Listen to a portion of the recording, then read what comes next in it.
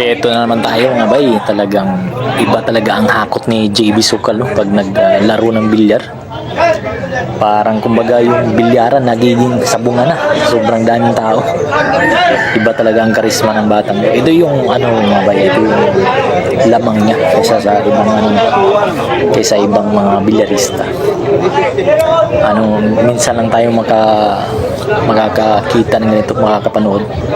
Bihira lang pag si Efren lang, no? Ito ngayon, yung batang to, talaga, grabe yung hakot niya.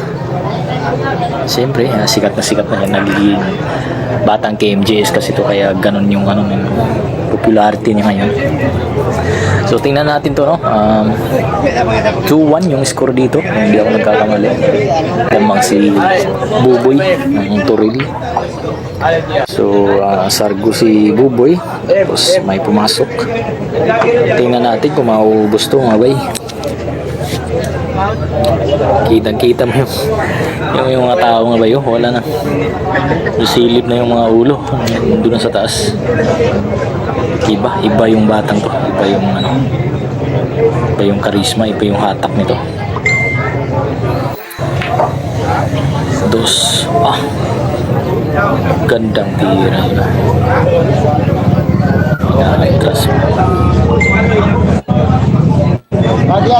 Si Buboy ng Turil. Malaking pusta dito mga bay. Lalong yung side bet dito, malaking pusta. Daming vlogger dito. Iba na ngayon, no?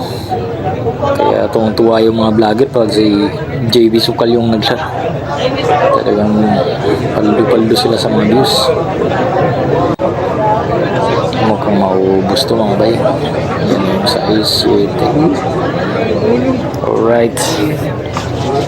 Oy, sa mga bay, sa mga hindi pa nakapollow dyan, baka pwede nyo i-follow itong Facebook page natin para sa mga karagdagang uploads natin, para may update kayo ba pag nag-upload natin. Siyempre, isa tayo sa mga tagahanga ng batang to, JB Sukal. So ito, parang na to, tapos na. Tapos yun lang, cover yung 9. Wala itong pasok tong 8 ang butas to.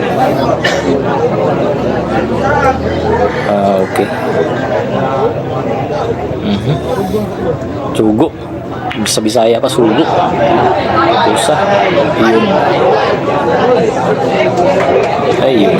Tapos pag ganito open ball, ginamani na lang to ni James Sukal. 8. Walang kaba itong batang, walang kaba itong kahit sobrang laki na yung pusta, no? Uy. Tapos medyo malakas ang konti. Last ball, cheese. No! Unsa?